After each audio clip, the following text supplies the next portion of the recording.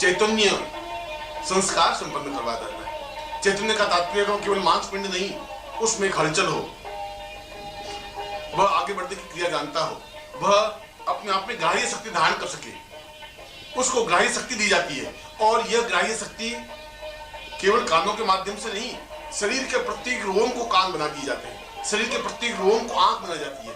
इसलिए उस मंत्र का सहस्राक्ष, हजारों आंखें, उस मांसपिंड में हजारों आंखें बन जाती हैं। वह प्रत्येक रोम रोम से अंदर गर्भ में बैठा हुआ बाहरी क्रियाकलाप को देख सके, ग्राह्य कर सके, धारण कर सके, सीख सके और समझ सके। और चौथे महीने से उसकी शिक्षा प्रारंभ होती है। जब बालक चौथा महीना प्रारंभ होता है तब उसको चैतन्य संस्कार संपन्न करवाया जाता है। और चैतन्य संस्कार का मतलब है अब उसको चेतना देने की क्रिया। चैतन्य संस्कार का मतलब है कि वह बालक धड़कता हुआ बालक तो बना, मगर वह बालक ही नहीं बना, पूर्ण पुरुष बना। वह अपने आप में पूर्ण सक्षम व्यक्तित्व बना, पूर्ण ब्रह्मांड का एक व्यक्तित्व बना, ब्रह्मांड का एक भाग बना, एक मनुष्य लोक का ही नहीं, समस्त ब्रह्मांड का एक समग्र रूप बना। उस चेतना युक्त पूर्ण पुरुष को चेतना देने की क्रिया गुरु के माध्यम से संभव है, कुल पुरोहित के माध्यम से संभव है। तब उस कुल पुरोहित उस विशेष चेतना संस्कार के माध्यम से यह ज्ञान देता है कि मैं जो कुछ ज्ञान दे रहा हूं वह तुम्हें प्राप्त करना है और धारण करना है। और वह बालक अंदर रहता हुआ भी चेतना प्राप्त करने की क्रिया जान लेता है। इसलिए जहां पुंसन संस्कार जरूरी है वहां चेतना संस्कार भी जरूरी है।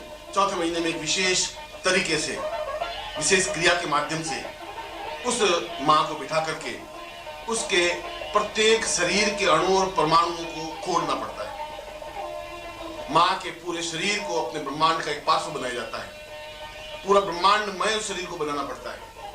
और उसके साथ ही साथ गर्भ में जो बालक है उसको चेतना दी जाती है, चेतना युक्त संस्कार बनाया जाता है, उसको ज्ञान दिया जाता है। और यह प्रमाणित है कि यदि चेतना युक्त संस्कार देने के बाद या चेतना संस्कार देने के बाद यदि एक अच्छा गणितज्ञ बनाना चाहें तो उच्च कोटि के गणितज्ञ को यदि हम उस समय मां को जो कुछ कहें, मां सीधे बालक को ट्रांसफर कर लेती है। वह सुनता है, मां नहीं सुनती है, बालक सुनता है। यदि हम गणित के जटिल समीकरण अगर सिखाएं तो बालक उसको सीखता है, समझता है। यदि एक भौतिक विज्ञानी अगर उसको भौतिक की सूक्ष्म रचना सिखाए तो बालक सीख लेता है। जो पैदा होने के बाद 50 साल में नहीं सीख पाता वह केवल 5 दिनों में भी सीख सकता है, यदि बाहरी कोई उच्च कोटि का व्यक्तित्व उसको समझाए, सिखाए। उस समय बालक को जो कुछ भी सिखाया जाता है वह बालक ग्रास्पिंग करता है, स्वीकार करता है, समझता है, सीखता है, क्योंकि वह शरीर के प्रत्येक भाग से, प्रत्येक अणु से, प्रत्येक रोम से सीखने की क्रिया कर लेता है। इसलिए चेतना संस्कार होने के बाद यह चेतना संस्कार भी 2 तरीके से होता है। यदि कुछ भी नहीं करें तब भी 1000वें हिस्से से चेतना तो बनती ही है, और वह 1000वां हिस्सा ही चेतना बनती है। 1000वां हिस्से का तात्पर्य है कि उसके केवल 2 आंखें और 2 कान ही सक्षम और समर्थ हो पाते हैं।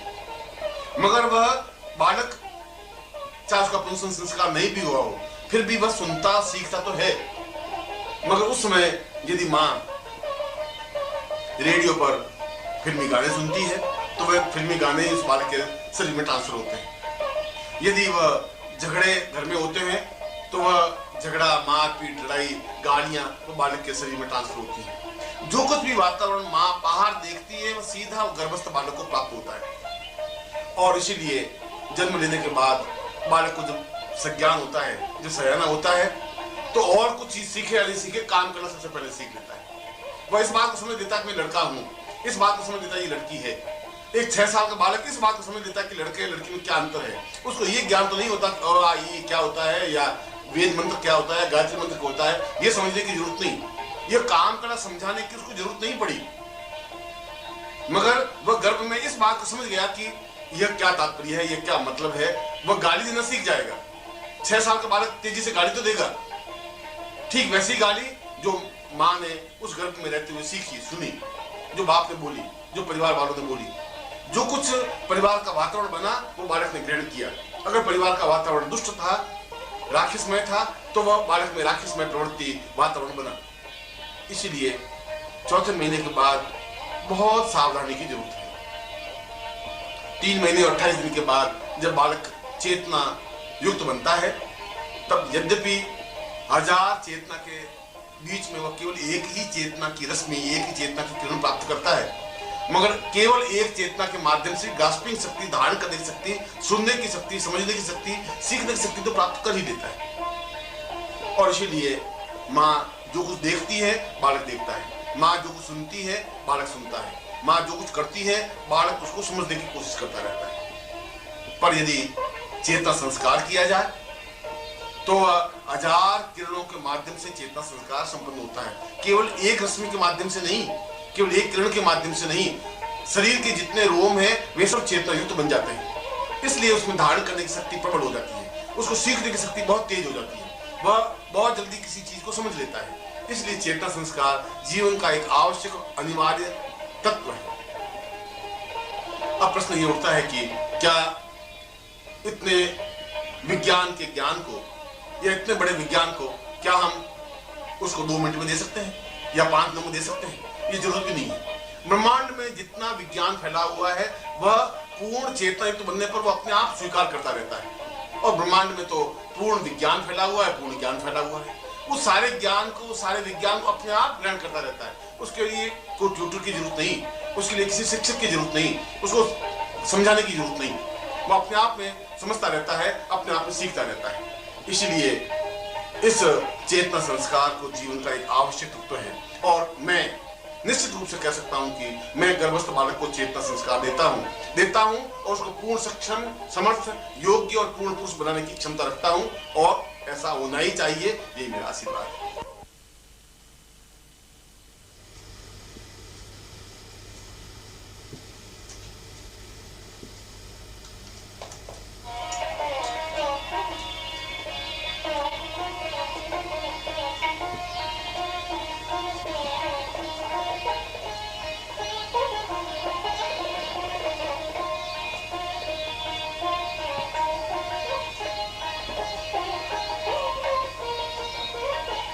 मैं गर्भस्थ बालक को चेतना देता हूं। यह विषय अत्यंत गूढ़, दुरूह और गोपनीय रहा है। इसके प्रथम भाग में मैंने इसके सैद्धांतिक पक्ष को विवेचन किया, और अब इस दूसरे भाग में सैद्धांतिक भाग के साथ साथ उस दुर्लभ और गोपनीय मंत्रों को भी स्पष्ट करूंगा जिन मंत्रों के माध्यम से गर्भस्थ बालक को चेतना दी जा सकती है, उसको ज्ञान दिया जा सकता है, विज्ञान में पारंगत किया जा सकता है, जीवन में पूर्णता दी जा सकती है, और उसमें वे सब विशेषताएं दी जा सकती हैं जो सामान्य मनुष्य के लिए संभव नहीं है। मगर इस दूसरे भाग को समझने के लिए यह अत्यंत आवश्यक है कि इसके पहले भाग को, जो मैंने ऊपर विवेचित किया, समझना जरूरी है। पहले भाग को समझने के बाद ही इस दूसरे भाग की उपयोगिता है। मैंने पहले भाग में स्पष्ट किया कि बालक जब गर्भ में 3 महीने 28 दिन का हो जाता है, तब उसका चेतना संस्कार संपन्न होना चाहिए। चेतना संस्कार का तात्पर्य है बालक की ग्राह्य शक्ति बढ़ जाना। चेतना संस्कार का तात्पर्य है बालक की धारणा शक्ति में वृद्धि हो जाना। चेतना संस्कार का तात्पर्य है उसे पूर्ण पुरुष बना देने की क्रिया को संपन्न करना। और यहां मैं पूर्ण पुरुष शब्द को स्पष्ट कर रहा हूं। संसार में जितने भी पुरुष हैं वे सब नर हैं। नर का तात्पर्य है जो अपने सदृश और पैदा कर दे। इस दृष्टि से बैल आदि पशु भी या पुल्लिंग संज्ञा से विभूषित पक्षी भी नर शब्द में ही आते हैं। यह कोई बहुत बड़ी महत्वपूर्ण घटना नहीं है कि अपने सदृश किसी बालक को उत्पन्न कर देना। महत्वपूर्ण तो इस बात में है कि उस गर्भस्थ बालक को पूर्ण पुरुष की संज्ञा देना, और जब पूर्ण पुरुष की संज्ञा दी जा सके, जब उसे पूर्ण पुरुष बनाने की क्रिया संपन्न की जा सके, जब उसे इस प्रकार की धारणा शक्ति दी जा सके, ऐसी क्रिया को चेतना शक्ति या चेतना संस्कार कहा जाता है। चेतना संस्कार व्यक्ति निश्चय ही अपने आप में नर शब्द से ऊपर उठकर पुरुष शब्द से विभूषित हो जाता है। पुरुष जो पौरुषवान है, जो क्षमतावान है, जो धैर्यवान है, जो हिमालय के सदृश ऊंचाई लिए हुए है, जो समुद्र के समान गंभीर है, जो अपने आप में अद्वितीय है, जिसकी पर्सनालिटी, जिसका चेहरा, जिसकी भव्यता, जिसकी चाल, जिसकी बातचीत करने की कला, सब कुछ अपने आप में निराली और अद्वितीय होती है। ऐसा पुरुष जो माँ जन्म देती है, वह माँ अपने आप में धन्य होती है। एक मामूली से बालक को जन्म देना बहुत बड़ी घटना नहीं है। पशु पक्षी भी एक मामूली से बालक को जन्म दे देते हैं। चिड़ियाएं, गाय, भैंस, बकरी, ऊंट, ये सब बालक को जन्म तो देती हैं, बच्चे को जन्म तो देती हैं, शिशु को तो जन्म दे देती हैं। मगर शिशु को जन्म देना एक अलग चीज है।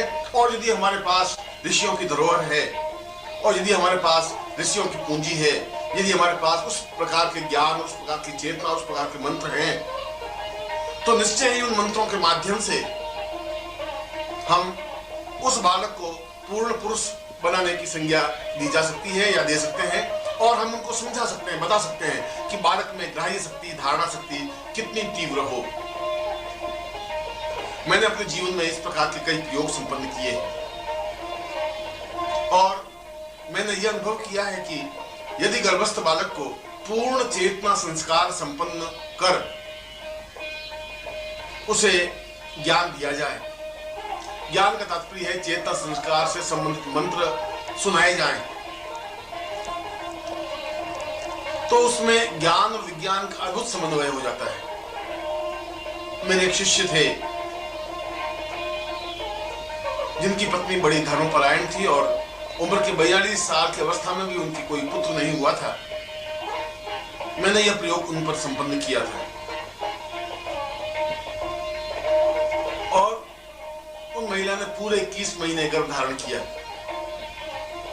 मगर जब बालक उत्पन्न हुआ तो अपने आप में मुस्कुराता हुआ, स्वस्थ, तेजस्वी और आभा मंडल लिए हुए एक बालक उत्पन्न हुआ, जिसकी शोभा, जिसकी छवि, जिसकी पर्सनालिटी, जिसकी प्रकृति अपने आप में अद्वितीय थी। ऐसा लगता था कि जैसे वास्तव में दिव्यात्मा इससे गर्भ से बाहर अवतरित हुई हो। और केवल 5 वर्ष की अवस्था में वह बालक गीता पर इतनी श्रेष्ठतम टीका संपन्न करता था, इतना अद्वितीय प्रवचन संपन्न करता था। गणित, विज्ञान, भौतिक विज्ञान, रसायन और अन्य विज्ञानों में जिस प्रकार से वह बोल लेता था, ऐसा विश्वास नहीं होता था कि इस बालक को इतना अद्भुत और तेजस्विता युक्त ज्ञान है। किसी विषय पर बोलने की उसमें क्षमता थी और है। मेरे कहने का तात्पर्य यह है कि आज भी हम ऐसा तेजस्वी बालक उत्पन्न कर सकते हैं, यदि माताएं इस बात का निश्चय कर लें, यदि अपने पति की उनको अनुमति हो, यदि उनमें यह भावना हो, यह चेतना हो, तो निश्चय ही ऐसा पुरुष, निश्चय ही ऐसी स्त्री, बालिका या बालक उत्पन्न किया जा सकता है। और यदि बालक उत्पन्न हो गया है तो भी उस बालक को इन चेतना संस्कार से संबंधित मंत्र सुनाकर उसकी ग्राह्य शक्ति और धारणा शक्ति को बढ़ाया जा सकता है। इसका तात्पर्य यह हुआ कि यह जो मैं आगे धारणा शक्ति से संबंधित या चेतना संस्कार से संबंधित मंत्रों को स्पष्ट कर रहा हूं, इनकी 5 विशेषताएं हैं। पहली विशेषता तो यह कि ये पूर्णतः प्रकृति निर्मित मंत्र हैं। किसी ऋषि ने या किसी देवता ने इन मंत्रों की रचना नहीं की है। ये मंत्र स्वयं उत्पन्न है। प्रकृति ने स्वयं इन मंत्रों की रचना की है। वायु ने, पवन ने, सुगंध ने, वसंत ने, मेघों ने, धरती ने और आकाश में मिलकर के उनकी तेजस्विता से जिन शब्दों की उत्पत्ति हुई, जिन शब्दों की संरचना हुई, जिन शब्दों का संगोपन हुआ, वे मंत्र चेतना संस्कार से संबंधित मंत्र कहलाए। ये मंत्र अत्यधिक गोपनीय और महत्वपूर्ण इसलिए है कि आज से 3000 वर्ष पहले तक तो किसी न किसी ऋषि को इन मंत्रों का संभवतः ज्ञान था, मगर उसके बाद ये मंत्र लुप्त हो गए। इन मंत्रों को उच्चारण करने वाला नहीं रहा, इन मंत्रों का ज्ञान नहीं रहा। जब ज्ञान नहीं रहा तो फिर इन मंत्रों का उच्चारण भी संभव नहीं रहा। जब उच्चारण संभव नहीं रहा तो ये मंत्र और इनका संस्कार अपने आप में लोप हो गया। इसलिए इन मंत्रों की अपने आप में विशेषता है, क्योंकि ये मंत्र अद्वितीय हैं, अप्रतिम हैं और पहली बार स्पष्ट हो रहे हैं। दूसरी विशेषता यह है कि जिसके भी गर्भ धारण हुआ हो, चाहे गर्भ में बालक हो या बालिका हो, वह मां नित्य इन मंत्रों को सुने। प्रातः काल उठकर स्नान कर, स्वच्छ वस्त्र धारण कर पवित्र स्थान पर बैठ जाए और अपने सामने गुरु का चित्र स्थापित कर दे, गुरु के प्रति पूर्ण श्रद्धा रखे और पूर्ण भावना के साथ इन मंत्रों का श्रवण करे। पूर्ण भावना के साथ का तात्पर्य है कि उस समय और किसी प्रकार का शोरगुल या आवाज पास में नहीं हो। उन मंत्रों को कानों के माध्यम से अपने अंदर उतारने की क्रिया करें। चुपचाप उन मंत्रों को 1 बार, 2 बार, 3 बार, 10 बार, 11 बार, जितना भी ज्यादा हो इन मंत्रों को सुने। इन मंत्रों की विशेषता यह है कि गर्भिणी मां के कानों से होते हुए सीधे बालक